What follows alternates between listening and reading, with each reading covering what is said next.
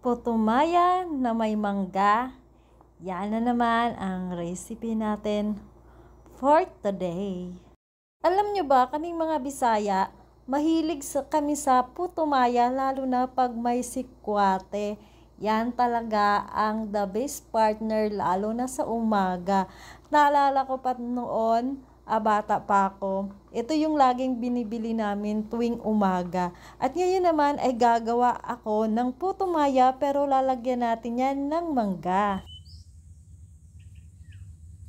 Pala ako dito ng kalahating kilo ng malagkit at hugasan lang natin ito ng 3 bisis po ang aking ginawa. Pero ini-skip ko lang yan para hindi na humaba ang ating video. At pagkatapos na nga ay ilagay ko yan dito sa ating kaldero na may cloth dahil i-steam natin yan. Maglagay ng tubig sa ilalim, baka makaligtaan nyo ay masunog ang inyong kaldero. Ito ay i-half cook lang natin ito or yung malapit na siyang maluto. Ganyan po ako luto ng malagkit. Tapos ay maglagay tayo dito ng luya. Lang pala siya ng maninipis. Amihan nyo din ang luya na kagaya nitong aking ginawa. Tapos nito ay atin tong i-steam. Okay na nga ang ating malagkit. Ang susunod naman nating gagawin mga ka-cooking ay itong ating gata. Ako dito ng isang gata isang niyog pero malaki. Tapos 2 cups na gata ang aking ginamit nito. Natin to ng sugar. White sugar po ang ilagay nyo. 1/3 ang gamit ko and then 1 tablespoon ng salt. Mas maganda yung malagkit nyo kung meron kayong purple. Pwede nyo haluan yung inyong malagkit, yung white malagkit nyo. At haluin nyo lang ito ng maigi. Pagkatapos ay ilagay nyo na ang inyong malagkit na luto. Ito ay steam natin to siya ulit hanggang sa tuluyan siyang maluto.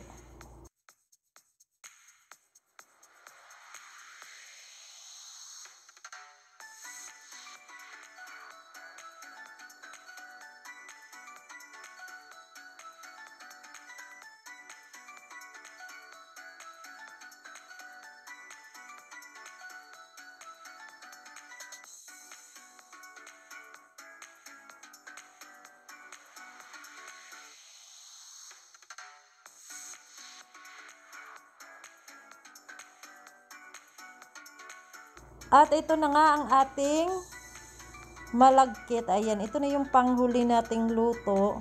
Okay na yung ating malagkit. Susunod, ang gagawin naman natin ay yung ating mango na panglagay dito. Pero naman, pwede naman fresh na mangga na hinog. Pero sa akin kasi mga ka-cooking, ang ginawa ko ay niluto ko siya sa sugar. Ang gamit ko pala nito ay Indian mango. So, meron tayo ditong Indian mango yan. Marami kami Indian mango dito na sasayang. So, nilagyan ko lang yan ng sugar. Hindi po ako naglagay ng tubig dyan. At ganito na yung itsura niya. Pag ganito yung itsura niya, okay na yan. Iwalay ko na pala siya sa ating yung syrup. Kasi yung syrup ay gagamitin natin yan. Iaano ko yan, ibubudbud ko yan. Yung ginagawa namin mga ka-cooking. May dahon kami na saging dito. At ngayon ay lalagay natin tong ating malagkit. Nung bata pa ako, madalas kami bumibili ng ganito lalo na sa umaga, pang-almusal. 5 piso pa yan. Pero hindi ko na alam ngayon kung magkano. Tapos na nga ay bubudburan ito ng sugar. Pero sa atin ay mangga ang ilalagay natin. Kasi yun ang recipe natin, putumaya with mangga. Yan ang syrup ng mangga. Mga ka-cooking, lalo na sa hindi mga Bisaya dito. And the best partner po talaga nito ay tsokolate. Tawag sa amin yan ay sikwate. Masarap yan sa umaga. Meron din kaming ginagawa nito. Sa palengke naman.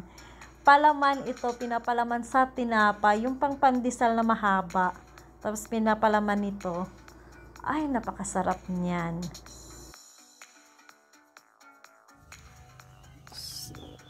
Yan, napakasarap nito. Lalo na pag may chocolate.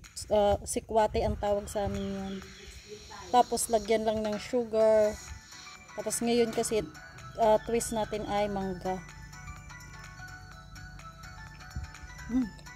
Okay.